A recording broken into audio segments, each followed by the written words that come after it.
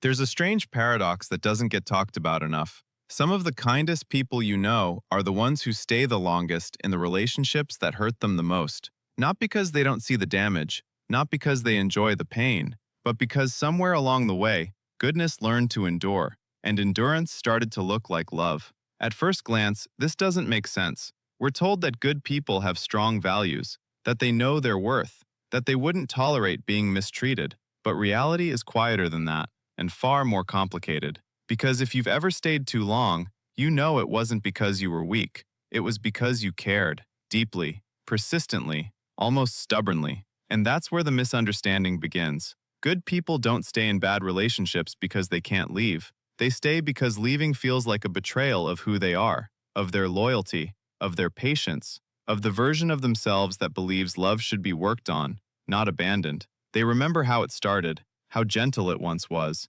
how much hope lived in the early days, and that memory doesn't fade just because things changed. You can see this tendency in small, almost invisible moments, in the way they explain away hurtful comments. They didn't mean it like that. In the way they minimize their own needs. It's not that bad. In the way they remember the one good conversation after 10 painful ones. From the outside, people say things like, "Why don't you just leave?" Or, "You deserve better." But inside, it doesn't feel that simple. Inside, there's history, shared language, private jokes, promises made during vulnerable moments that still echo. Inside, there's the quiet fear that if this didn't work, maybe nothing will. And so staying starts to feel safer than starting over. Not happier, not healthier, just safer. What's rarely acknowledged is that this pattern often comes from strength, not deficiency. Good people tend to be emotionally attuned. They notice shifts in tone. They sense when something is wrong. They hold space instinctively.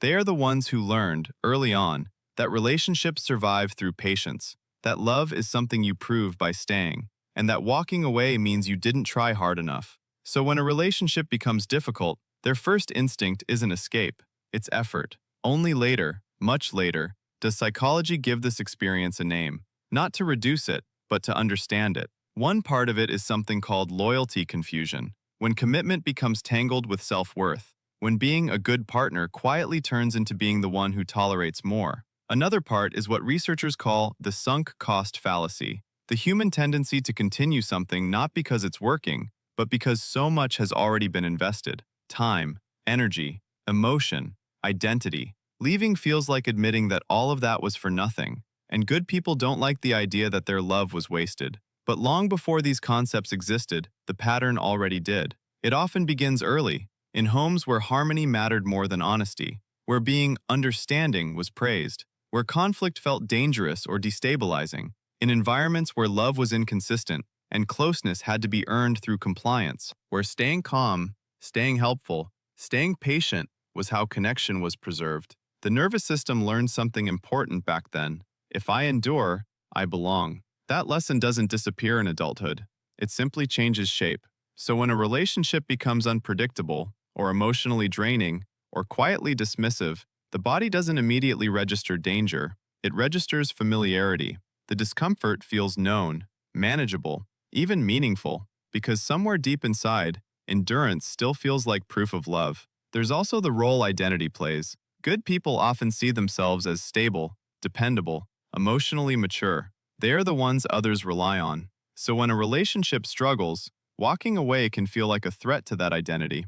If I leave, who am I then? Someone who gave up? Someone who failed? Someone who couldn't make it work? The relationship becomes more than a bond. It becomes a mirror, and breaking it feels like breaking something inside themselves. Over time, this creates a quiet exhaustion, the kind where you feel tired even on good days, where you rehearse conversations in your head, where you shrink certain parts of yourself to keep the peace, where you start asking for less without realizing it, and yet, you still defend the relationship, because part of you believes that leaving would mean you didn't love deeply enough, and loving deeply has always been your strength. This tendency didn't come from foolishness, it came from adaptation. It came from learning how to stay connected in imperfect conditions. It came from emotional intelligence without emotional protection. And that matters. The tendency of good people to stay in bad relationships is not a moral failure. It's a relational habit built on care, history, and hope. And like all habits, it made sense once.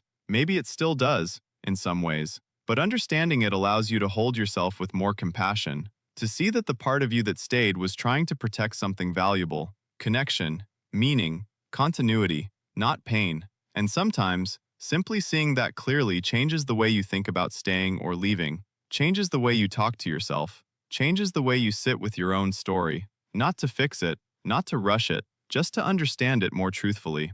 If this reflection stirred something in you, you're not alone in that. Many people carry this pattern quietly, assuming they're the only ones who struggle this way. They're not. You're not. Take a moment to sit with whatever came up for you. And if you feel like sharing a thought or experience, you're welcome to leave it in the comments. If this kind of quiet psychological exploration resonates with you, you can stay with the conversation by subscribing, not for answers, but for understanding. We'll continue exploring these tendencies together.